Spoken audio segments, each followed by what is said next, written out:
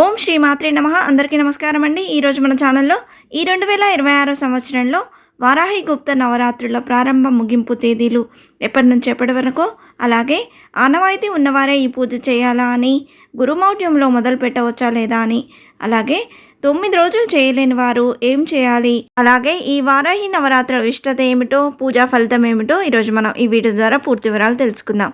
ఎక్కడా స్కిప్ చేయకుండా పూర్తి వీడియో చూసారని ఆశిస్తున్నాను. అందుకంటే ముందుగా ఇంతవరకు నా ఛానల్ని సబ్స్క్రైబ్ చేసుకుని వాళ్ళు ఉంటే సబ్స్క్రైబ్ బటన్ని ప్రెస్ చేసి పక్కనే ఉన్న బెల్ ఐకాన్ని ప్రెస్ చేసి అలానే ఆప్షన్ ప్రెస్ చేశారంటే నేను పెట్టే ప్రతి వీడియో మీరు నోటిఫికేషన్ ద్వారా మొదటగా చూసేయవచ్చు. ముందుగా వీడియోలోకి వెళ్ళిపోదాం. ప్రతి సంవత్సరం ఆషాఢ శుద్ధ పాడ్యం నుండి ఆషాఢ శుద్ధ నవమి వరకు ఈ వారాహి నవరాత్రి పూజను జరుపుకుంటాం. ఈ నవరాత్రుల సమయంలో వారాహి అమ్మవారిని రాత్రి సమయంలోనే పూజ చేస్తారు. శ్రీ వారాహి అమ్మవారంటే భూదేవి. ఈ భూదేవిని హిరణ్యాక్షుడు జలాల్లోకి తీసుకెళ్లినప్పుడు శ్రీ మహావిష్ణువు వరాహ రూపంలో అవతరించి ఆ రాక్షసుని సంహరించి భూదేవిని రక్షిస్తాడు. స్వామివారి మీద భక్తితో అప్పుడు అమ్మవారు వారాహి రూపం తీసుకుంటుంది. అందువల్ల ఈమె వరాహస్వామి స్త్రీ రూపమని కొన్ని ధ్యాన శ్లోకాల్లో కనిపిస్తుంది. వారాహి అమ్మవారంటే ఎవరో కాదు, సర్వసంపదలను ఇచ్చే శ్రీ మహాలక్ష్మి. అందుకే శ్రీ లక్ష్మీ సహస్రనామ స్తోత్రంలో వారాహి ధరణి ధ్రువ అని కనిపిస్తుందని పండితులు చెప్తున్నారు. వారాహి అమ్మవారి స్వరూపాన్ని గమనిస్తే వరాహ ముఖంతో, అష్టభుజాలతో, శంఖ చక్ర హల ముసల అంటే రోకలి, పాశ, అంకుశ, వరద, అభయహస్తాలతో ప్రకాశిస్తూ మనకు దర్శనమిస్తుంది. ఈ రూపంలో దర్శనమిచ్చే అమ్మవారిని మహావారాహి, బృహద్వారాహి అని కూడా పిలుస్తాం. అమ్మవారి చిత్రాన్ని జాగ్రత్తగా పరిశీలిస్తే ఆవిడ హలం అంటే నాగలి, ముసలం అంటే రోకలి ధరించి కనిపిస్తుంది. నాగల్ని భూమిని దున్నడానికి ఉపయోగిస్తే రోకల్ని ధాన్యం దంచడానికి వాడతారు. దీన్ని బట్టి అమ్మవారు సస్యదేవత అని గ్రహించాలి. అంటే పాడి పంటలను సమృద్ధిగా ఇచ్చే కల్పవల్లి తల్లి ఈ వారాహి మాత. ఆషాఢ మాసంలో పాడ్యమి నుండి నవమి వరకు 9 రోజుల పాటు వారాహి నవరాత్రులు జరుపుకుంటారు. శరన్నవరాత్రులు, మాఘగుప్త నవరాత్రుల్లో 9 రోజుల పాటు అమ్మవారిని పూజించినట్టే ఆషాఢ మాసంలో వచ్చే వారాహి నవరాత్రుల్లోనూ అమ్మవారికి 9 రోజుల పాటు ప్రత్యేక పూజలు చేస్తారు. నైవేద్యాలు సమర్పిస్తారు, ఉపవాసాలుంటారు, దీక్షలు చేపడతారు. ఈ వారాహి అమ్మవారి దీక్షను చేయడం వల్ల శత్రువుల మీద సులభంగా విజయం సాధిస్తారని, అలాగే జీవితంలో ఎదురయ్యే సమస్యలన్నింటికీ పరిష్కారం లభిస్తుందని నమ్మకం. వారాహి దీక్ష చేపట్టడం ద్వారా నరదిష్టి, చెడు దిష్టి అంతా తొలగిపోతుంది. ఈ దీక్ష చేయడం వల్ల చేసే ప్రతి పనిలోనూ అద్భుతమైన విజయాలు సాధిస్తారని నమ్మకం. తాంత్రికులకు ఇష్టమైన దేవత వారాహి మాత. అందుకే ఈమెను ఎక్కువగా రాత్రి వేళల్లో పూజిస్తారు. ఈ 2026 సంవత్సరంలో వారాహీదేవి ఆషాఢగుప్త నవరాత్రులు ప్రారంభ ముగింపు తేదీలు ఎప్పటి నుంచి ఎప్పటి వరకు ఇప్పుడు తెలుసుకుందాం.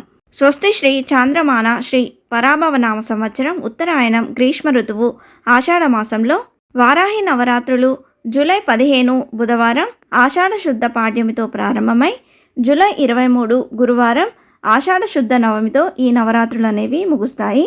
ఈ వారాహి నవరాత్రుల పూజలో కొన్ని ముఖ్య విషయాల గురించి ఇప్పుడు తెలుసుకుందాం. వారాహి నవరాత్రి పూజ చేసేవారు నేను వారాహి నవరాత్రి పూజ చేస్తున్నాను అని అందరికీ చెప్పుకోవాల్సిన పని లేదు. ఇవి ఆషాఢ గుప్త నవరాత్రులు. గుప్త అంటే గోప్యంగా ఉంచడం, కాబట్టి ఎవరికి చెప్పుకొని చేసే నవరాత్రి దీక్ష కాదు. అలాగే ఆనవాయితీ ఉన్నవారే అమ్మవారిని పూజించాలా అనంటే అమ్మవారిని పూజించే లక్షణాలు ఉంటేనే వారాహి అమ్మవారిని పూజించగలం. లేదంటే మనం ఆ ఛాయలకు కూడా అమ్మవారు మనల్ని రానివ్వదు. అంటే తనని ఎవరు పూజించాలో ఎవరు వద్దో అమ్మవారే చెబుతుంది. కేవలం సాత్విక పద్ధతిలో మాత్రమే అమ్మవారిని పూజించాలి.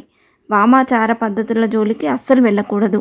బ్రహ్మ విద్యా స్వరూపిణిగా ఎవరైనా అమ్మవారిని ఆరాధించవచ్చు. అమ్మవారి కృప మనపై ఉండేలా ఆరాధిస్తే మనకన్నీ శుభాలే కలుగుతాయి. ఈ నవరాత్రుల పూజకి అమ్మవారిని పటం రూపంలో పూజించాలా, విగ్రహం రూపంలో పూజించాలా అని కూడా చాలామందికి సందేహం ఉంది.